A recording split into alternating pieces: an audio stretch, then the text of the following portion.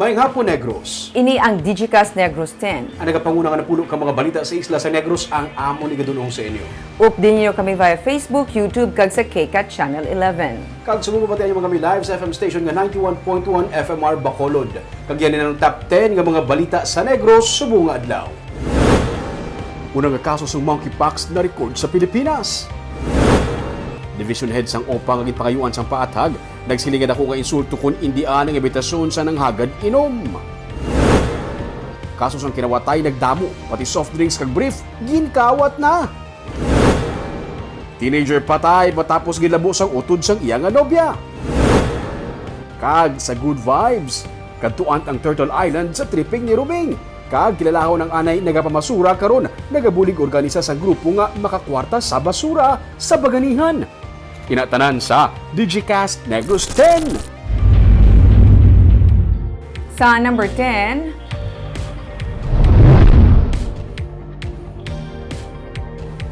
low pressure area sa Northern Luzon sa karon isa na ka bagyo.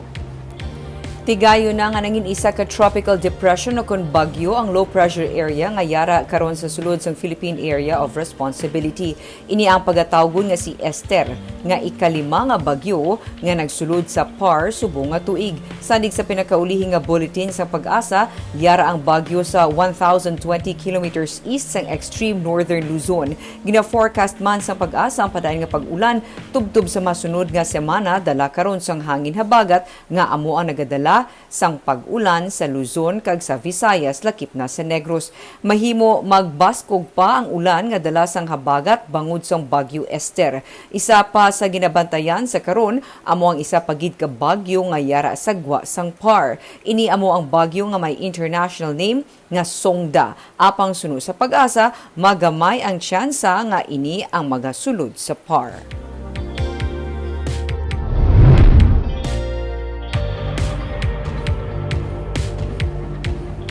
Sa number 9, temporary treatment and monitoring facility sa Barangay Alihis sa Bacolod City ang sarang naliwat makabaton sa COVID-19 patients. Nalimpyuhan kag handa na ang isa sa mga isolation facilities sa Bacolod para sa mga nagpositibo sa COVID-19. Ilabi na ang nagakinahanglan sa medical assistance. Sunod sa kay Dr. Maria Luisa Laarni Pornan, pamuno sang CDRRMO, magadugang man sa staff kag kitchen ang syudad sa temporary treatment and monitoring facility. Parayon man ang minor repair sa duha ka mga magkaiping nga mga isolation facility buildings sa sulod sa compound sa City Agriculture Office sa Barangay Alihis. Sunod sa kay Pornan, bisa nagsaka ang COVID-19 cases sa Bacolod, mahimo sa gihapon mag-home quarantine ang nalatnan sang virus, magluwas lang sa mga nagakinahanglan sang medical attention. Ang Bacolod ang may 28 ka mga dugang nga COVID-19 cases sang kahapon.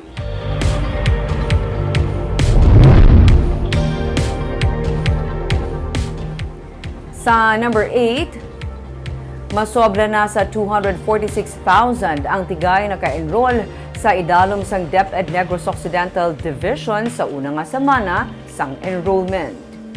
73.28% ini kung ipaanggid sa kadamuon nga nagpa-enroll sa school year 2021-2022. As of July 29, 246,902 ang nagpa-enroll humaling sa elementary, junior kag senior high school sa mga pampubliko nga eskwelahan, kasubong man integrated schools kag private schools sa idalom sang Negros Occidental Division. Nagapahanumduman si Ian Arnold Arnaiz, ang spokesperson sang DepEd Negros Occidental sa mga new enrollees kasubong sang para sa kindergarten, grade 7 kag grade 11 lakip na transferees nga kun mahimo sa masunod nga semana magpa-enroll na. Sa tunga sang kampanya para sa enrollment, hindi man malikawan suno kay Arnaiz ang batasan nga sa last minute o kung sa ulihin na nga mga inadlaw nagapa-enroll. 321,000 ang estudyante sa idalom sang Negros Occidental Division sa mga pampubliko nga eskwelahan sang 2021-2022 nga school year. Kag kun basehan ang 1% ka projected increase sa student population sa kada tuig, 325,000 ang ginalauman magabalik eskwela sini nga school year. Agosto 22 magabukas ang klase. Padayon naman ang pagkaayo sa mga eskwelahan nga nahalitan sang Bagyo Odette kag ginatinguhan sang DepEd kag mabedyosan ini kun wala sa nagakaigo nga pondo nga magaabot. May tatlo pa semana. Ah. Plus, we have to remember nga raman sa kultura sa kadaman sa mga kabataan at sa mga parents nga nagka-last minute na enrollment sila. Pero we are hoping as early as next week dapat mapa-enroll na kitman sila kabilugan para mas makuha na natin ang more or less ang figure for the whole division of Negros Occidental. Sa number 7,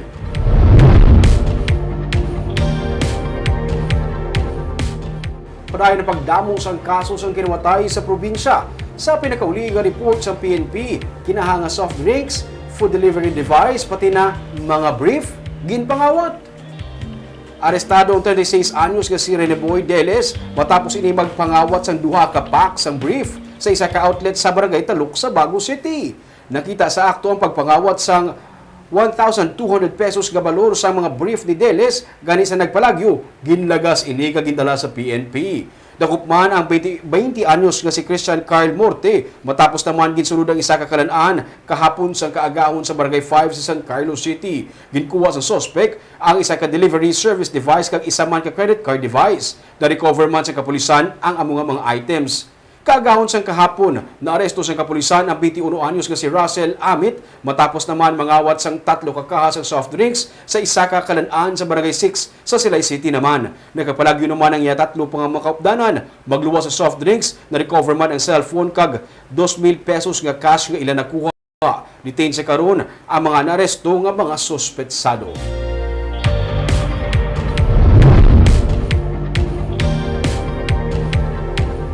Sa number 6, teenager patay matapos ginlabo sang utod sang iya nga nobya.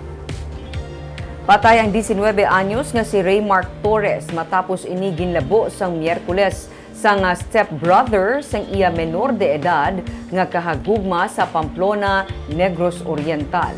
Sa investigasyon sang PNP, nagbisita si Torres sa 16 anyos nga nobya apang gintawgan ang babayi sang iya amay nga papulion na si Torres bangod patron ini sang iya anak nga si Rochelle Andaya. Sang magpauli na didto na ginbanggaan si Torres ni Andaya kag ginlabo. Tigayo naman nga nakapalagyo ang menor de edad nga nobya. Nagtinguha man nga magpalagyo si Torres sa katubuhan pero ginlaot ini sang suspect tubtub nga napatay ini. At large sa karon ang suspect.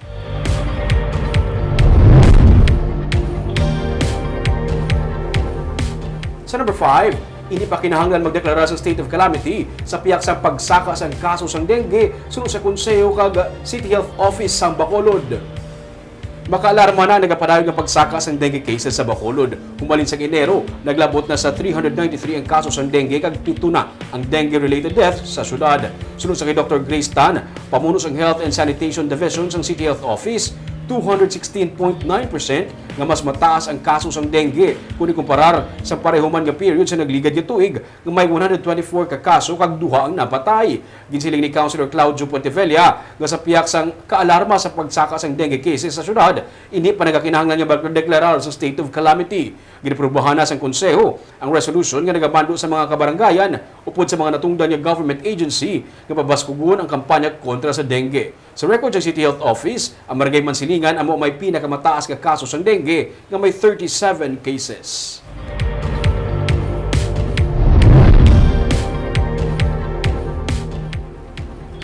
Sa number 4, 78 sa karon ang active COVID cases sang Negros Occidental matapos makarecord sang 16 ka bag-o nga kaso. Samtang pagasugda naman sa probinsya ang rollout para sa second booster dose.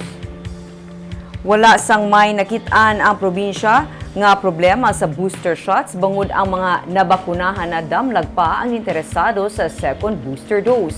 Inisunod kay Provincial Administrator Ray Frando Diaz nga nagsiling nga padayon ang pagluso sa probinsya sang bakuna tubtub nga malabot ang target sini. Samtang madamo sa nabato nga request ang probinsya bahin sa pag-donate sang vaccine. Pero suno kay Diaz, hindi man sa karon makabato ng probinsya sang bakuna nga sobra sa kinahanglanon sini. Wala man sa mabutangan sang supply. Sa pihakabahin, wala man sa karon sang manug expire na vaccine ang Negros Occidental. Damo gid ko actually requests nga ma-donate sila. Pero tisulin ko unahon anay nato ng stocks at hand. We cannot accept more than what we need. And it will be unfair to those areas also nga kinahanglan man. And secondly, kung magdamo nga aton nga supply nga wala sang naga-usar, we will be pressed to improve and increase our capacity. Di ba bakal naman ta additional nga mga ultra low freezers.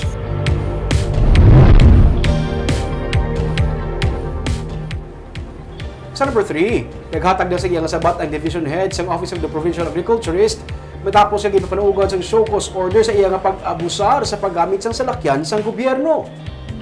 Sunod sa kay Provincial Administrator Fernando Diaz, ang division head pa lamang ang nakasabat kagin siling sininga isa ka insulto ang magpamalibad sa hospitality kagin pakita sang iya sininga counterpart nga agriculturist sa Victoria City. Hulyo 15 sang gindulong sa Victoria City Hall ang 5 para sa isa ka pagsinapol paagi sa Capital Cab Service. Ugaling naglasing ko na sang hapon kag wala pa makabalik sila sa nagahulat nga driver. Natukiban sa nagsa-show cause order nga sila ang yara sa isa ka kalan-an mga alas 8 sang gabi kag naabtan na nga nagainom-inom. Ginatugyan na lang ang pagpangusisa sa Provincial Legal Office. Sunod sa kay Diaz, hindi man sala nga mag-happy hour. Wala man sala diri, pero wala ginatugutan ang paggamit sang government property para diri. Hindi man ininahauna nga tiun sunod sa kay Diaz nga may warning nga napagwa ang Kapitolyo Provincial sa kasubong nga insidente. Subong, amo ni ang pinaka-grabe kay ti may ininom after, no? Kag naglambot gid ya 8:30, no? Nga pag biya sa driver, medyo may ara pa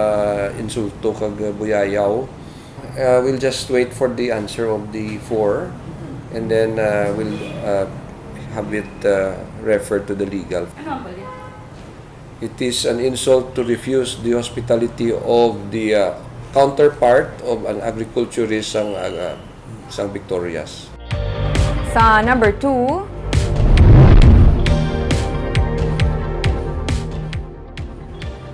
DRRMO kaga City Engineers Office magapatigayon sang inspeksyon sa mga critical facilities kabahin sang pagpanghanda in kaso may magluntad nga linog sa Bacolod City. Pagi sa City Engineers Office, magasugod ang inspeksyon sa mga critical facilities na nakip diri mga government offices, mga ospital, pati na mga health centers nga mahimo gamiton bilang evacuation center sa Bacolod. Suno kay Dr. Maria Luisa Laarnia Pornan, pamuno sang City Disaster Risk Reduction Management Office, nakasaad sa memorandum sang Office of the Civil Defense ang pag-usisa sang kapag-un sa mga government facilities kabahin sang pagpanghanda kasunod sang linog sa Northern Luzon. Ang Department of Education ang ginmanduan man nga mag-inspeksyon sang kapag-un sa mga school facilities labi na nga nagahilapit ang pagbukas sang klase sa Agosto 22. Sa buwas na talana man nga magpatigayon sang seminar kag simulation earthquake drill ang katapos ng DRRMO upod sa mga volunteers kag rescue units sa Barangay Punta Taytay sa tuyo nga mapabaskog ang pagpanghanda sa posible pagluntad sang linog. So they have directed us to for the integrity of the critical facilities. Ang sa high-rise building, I think it should be with the private na niya kung ina. But ang critical facilities na ginagawa natin is more of the sa iya ka government. Kag sa numero 1 sa mga balita, subong nga adlaw.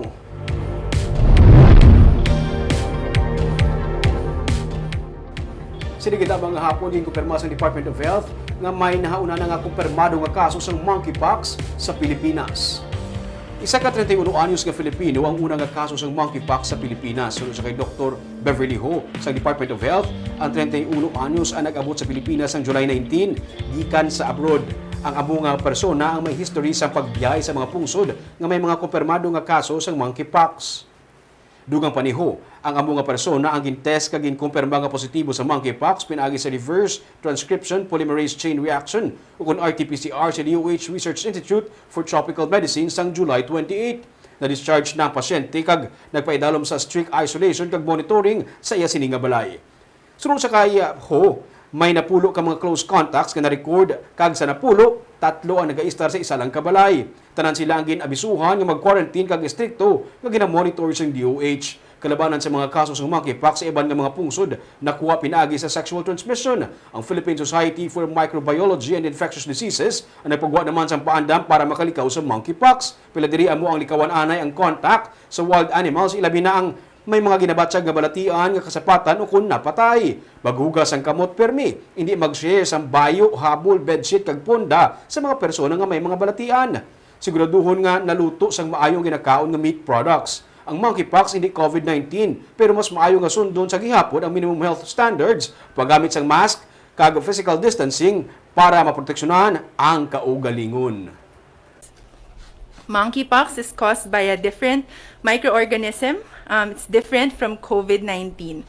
Investigation of recent monkeypox cases in other non-endemic countries indicate potential transmission through sexual contact. It spreads mostly by intimate sexual contact with those who have rashes or open lesions. It is not like COVID-19 that spreads mostly through air.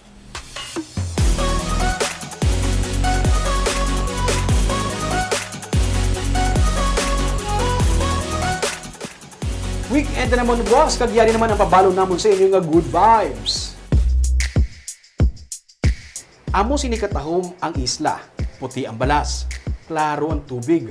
Kag nagaagaw green kag blue ang kolor. Pero ang entrance fee, 50 pesos lang. Pwede ka makadala sa pagkaon kung gusto mo. Makapaliwaliwa ka diri, makadali, para malipatan ang ginakasakuan mo sa ulubrahan sa makadali man.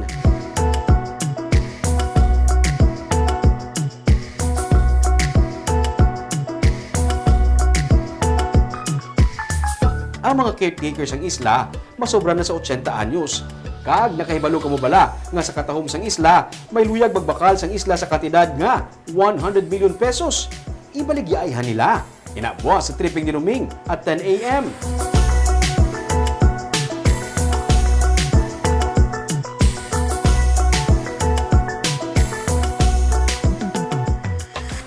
Kag sa baganihan naman, naagyan nila sa adto mamudyot sa basura para lang makakwarta. Karon, isa na ka maestro nga nagabulig sa mga Iloy nga nagapamasura sa Barangay Felisa sa Bacolod. Pinagi sa Project Basura, nasugdan nila ang livelihood project agud makuha ang mga basura kag makambyo nila sa kwarta. Ang iya istorya sa baganihan sa Sunday at 10 a.m. Babi ba dyan nga Barb Amono katahom sang island, entrance fee 50 pesos lang.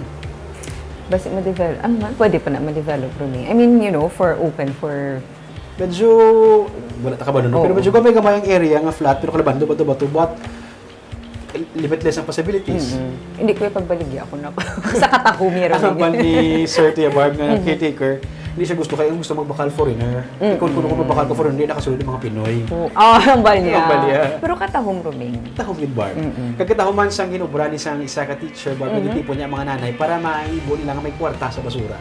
Wala labot. Kung makaganar ka, may care ka pa sa environment. 2-in-1.